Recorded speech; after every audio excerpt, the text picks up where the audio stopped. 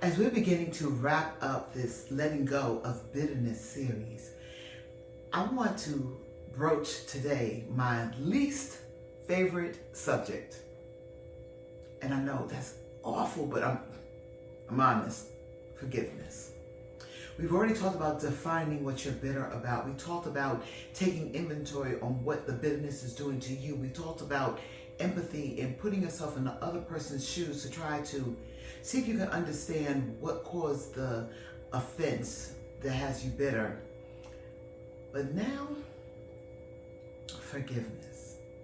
And some of the questions you might have might be, well, what if the person who I'm supposed to forgive doesn't change, isn't sorry? Does this mean that I have to reconcile with them? And the answer for that last one is no. And the answer for the first two is, so what if they don't? One thing that has helped me to be able to embrace forgiveness a little bit more readily, I told you I'm not there yet, but a little bit more readily, is that forgiveness is really not just for the other person. In fact, you can forgive someone really without them knowing it. Forgiveness just really means that you're not holding on to whatever happened, and that you're not giving them rent-free space in your head, which they don't deserve, and that you're not allowing their actions to cause you to act out of your godly character. That's really what forgiveness does for you. Forgiveness is really between you and God. There are times when you might forgive a person, but God does not intend for you to be back in relationship with them. Like in the case of an abuser, let's say. God may want you to forgive so that this person will not have hold over you and will not be able to control your responses and your emotions.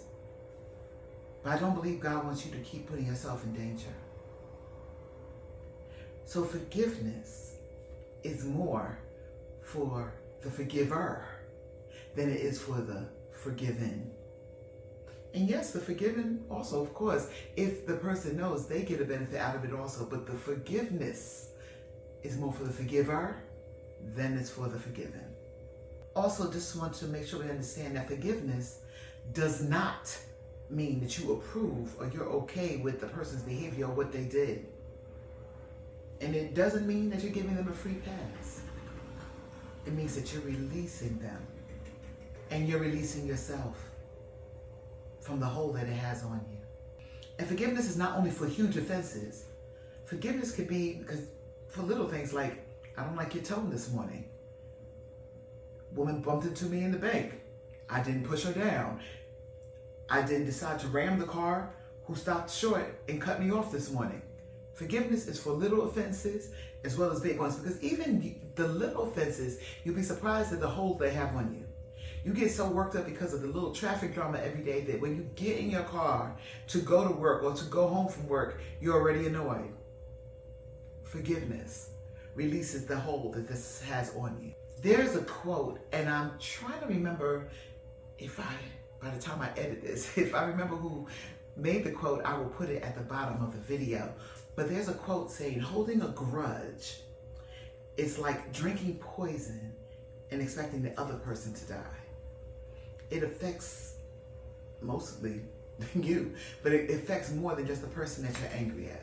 So to wrap up for today, forgiveness sets you free. It puts you in right relationship with God. And that's what's most important. Whatever the offense is, it's in the past, so we don't have to drag all of its harmful effects with us into our future. I hope that helped you. Take care.